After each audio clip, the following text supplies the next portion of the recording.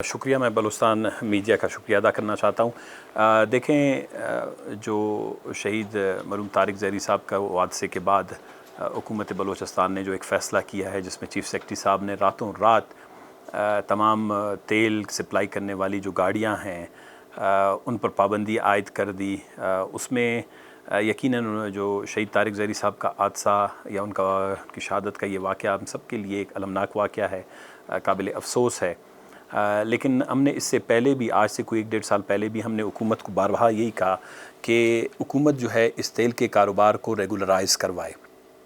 بجائے اس میں مکمل پابندی عائد کرنے کے، یا ان پر جو ہے غیر قانونی طور پر چیک پوسٹیں لگی ہوئی تھیں، ان سے پیسے وصول کیے جاتے ہیں، بلکہ میں نے اپنے انتخاب سے فوراً ہی بعد ان چیک پوسٹوں پر یا اپنے ڈسٹرکٹ میں نے تقریباً ان پہ پابندی عائد کر دی، لیکن بعد ازاں کچھ علاقوں میں یہ واپس شروع ہو گئے۔ میں اب بھی یہ سمجھتا ہوں کہ حکومت نے جو جلد بازی میں فیصلہ کیا ہے، اس جلد بازی کے فیصلے کو ریویو کرنا چاہیے،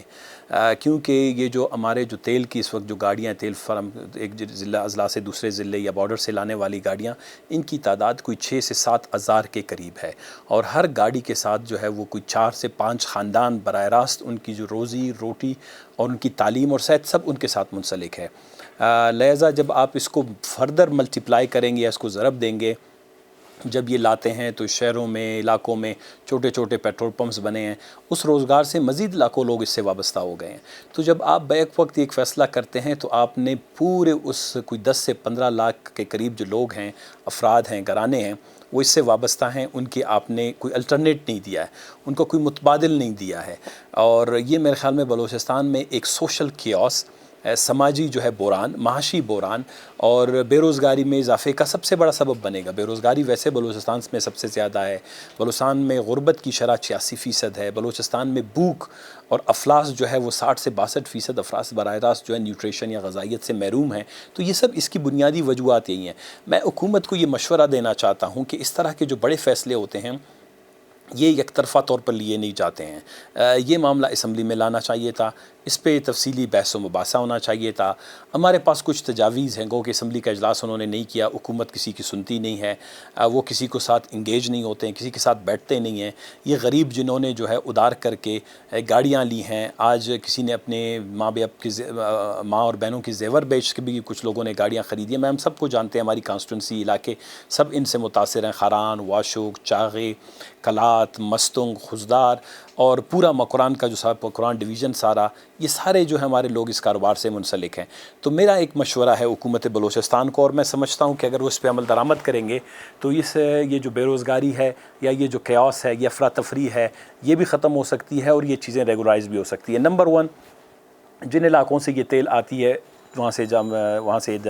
جب یہ وہاں سے جن علاقوں سے باقی بلوچستان کی طرف آتا ہے، تو وہاں پر چھوٹے تجارتی مرکز بنانے چاہیے۔ ان تجارتی مراکز میں، چاہے وہ ایران کے بارڈر پر ہے یا وہ ماشکیل کے بارڈر پر ہے یا مند پہ یا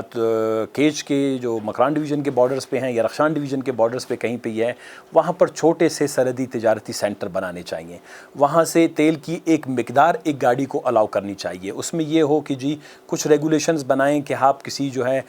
غیر محفوظ تیلے میں یا کوئی ڈرم میں یا کوئی پلاسٹک کے تیلے میں، اس طریقے میں آپ تیل نہیں لا سکتے۔ آپ اس کے لیے ایک طریقہ کار واضح کریں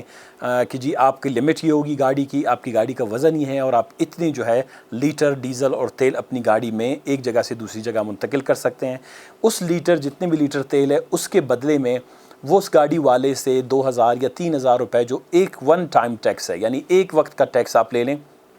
اس کا 400-500 روپیہ اس ڈسٹرکٹ کی تعلیم، اس کی صحت، اس کی سڑکوں پہ لیے خرچ ہونا چاہیے۔ باقی جو ہے اس کا کچھ حصہ وہ جو تجارتی سینٹر آپ بنائیں گے اس کے چلانے کے لیے خرچ ہو سکتے ہیں، اور باقی جو کچھ پیسے بچیں گے وہ آپ ان روڈ کی انفراسٹرکچر کے لیے بھی اس کو مستقبل میں آپ استعمال کر سکتے ہیں، بجائے کہ ان غریب لوگوں سے ان کی عزت نفس کو مجروح کر کے ہر چیک پوسٹ پہ روک کے ان کی جیبوں کی تلاشی لی جاتی ہے، ان سے پیسے لیے جاتے ہیں۔ اس کلچر کو بلوچستان کے جو خوبصورت بلوچستان میں اس کو ختم کرنا چاہیے، یہ ہمارے روایات کے خلاف ہے۔ دوسری بات یہ ہے کہ جب آپ اس کو ریگولرائز کریں گے، اس کے علاوہ آپ نے کچھ قواعد اور ضوابط بنانے ہوں گے. آپ ان کو یہ بتائیں گے کہ اگر آپ کی گاڑی میں پیٹرول ہے یا ڈیزل ہے یا کوئی اور کیروسین ہے, مٹی کا تیل ہے یا کوئی بھی اس طرح کا جو آپ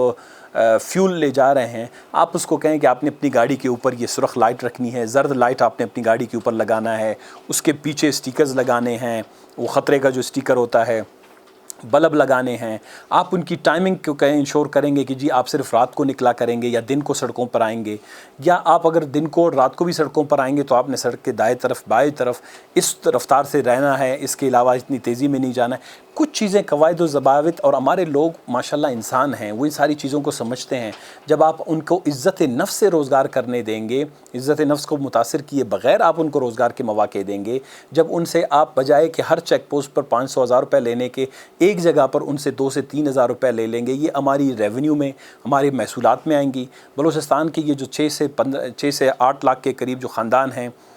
یہ جو ہیں ان کا گزر بسر جو ہے وہ تعلیم و روزگار بھی بہتر ہوگا. جو نوجوان اس وقت تعلیم سے محروم رہے, وہ بھی ریاست اور حکومت کی غلطی کی وجہ سے. آج جو شہزادے یہ گاڑیاں چلاتے ہیں, اگر حکومت پاکستان اور حکومت بلوچستان میں 2,700 کے قریب اسکول بند ہیں, اگر یہ اسکول کھلے ہوتے, آج یہ انجینئر ہوتے, ڈاکٹرز ہوتے, سائنسدان ہوتے, پروفیسر ہوتے, اکیڈمکس ہوتے. یہ ہم نے ان کو مجبور کیا کہ وہ تعلیم سے محروم رہیں, آج ہم ان کو مجبور کر رہے ہیں کہ روزی اور روٹی سے محروم رہیں. حکومت کی غلط پالیسی کے خلاف جو ہے ہم نے ہمیشہ اس بات کی ہے. ہم ان غریب لوگوں کے ساتھ ہیں. زمباد ہے یا دوسری چھوٹی موٹی گاڑیاں ہیں, کوئی رولز اور ریگولیشن بنا کے ان کو مکمل طور پر ان کو گھر جانے دیا جائے. اس وقت بھی وہ مختلف اضلاع میں پسے ہوئے ہیں کیونکہ حکومت ان کو خالی گاڑیوں کو بھی ان کے گھروں جانے نہیں دے رہا. تو ہم ان غریبوں کے ساتھ ہیں. ان کے روزگار کو متاثر کرنے کی جو بیک جنبش قلم پالیسی حکومت نے اپنائی ہے, اس کی مذمت کرتے ہیں, اور ہم چاہتے ہیں کہ ان کو جو ہے باعزت روزگار کی فراہمی کے لیے اسمبلی کا اجلاس بلائیں. ہم آپ کو اپنی تمام تر سفارشات دیں گے, اور بلوچستان کے ان نوجوانوں کو اسی کاروبار کو ایک باعزت اور باوسیلہ روزگار بنا کے جو ہے